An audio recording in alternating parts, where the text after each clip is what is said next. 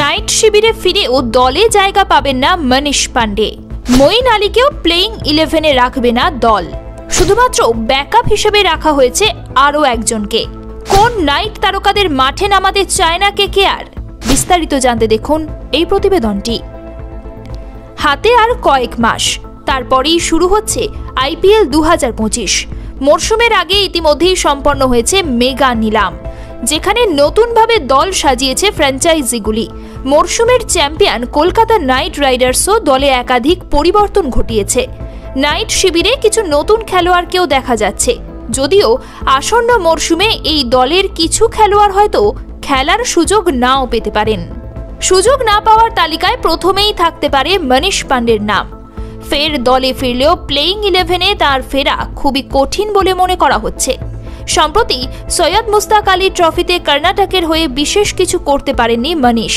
এদিকে কর্ণাটক দলও সীমিত ওভারের ক্রিকেটে তাকে বাদ দিয়েছেন।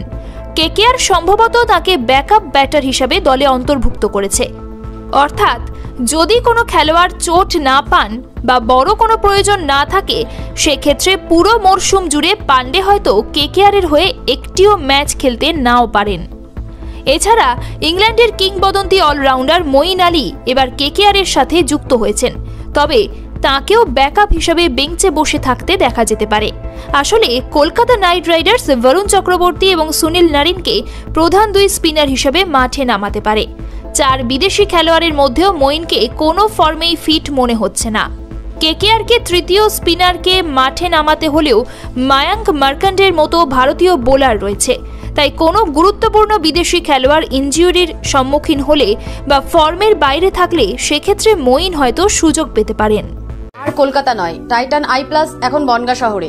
Anutama health care and ortho hub private limited. এদিকে আবার বাঁহাতি স্পিন বোলিং অলরাউন্ডার অনুকূল রায় 2019 সাল থেকে আইপিএল খেলছেন, কিন্তু এখনো পর্যন্ত তিনি মাত্র 10টি ম্যাচ খেলার সুযোগ পেয়েছেন। 2022 সালে কেকেআরের অংশ হওয়ার পর থেকে অনুকূল এখনো পর্যন্ত মাত্র 9টি ম্যাচ খেলেছেন। আসলে দলে বিকল্প ফিল্ডার হিসেবে তাকে সবচেয়ে বেশি ব্যবহার করা হয়। এই মরশুমেও তেমনটাই হতে পারে। ব্যুরো রিপোর্ট, ই সমকালীন।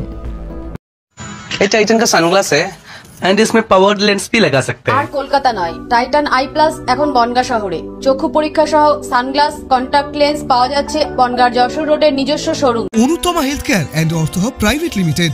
এখানে joint replacement, arthroscopy, ligament surgery, trauma care, gall bladder, kidney stone, appendix সহ জেনারেল সার্জারির পাশাপাশি আইসিইউ, স্বাস্থ্যসাথী, বেসরকারি মেডিক্লেমের সুবিধা আছে। ঠিকানা যশোর রোড, সুভাষপল্লী, বনগাঁ।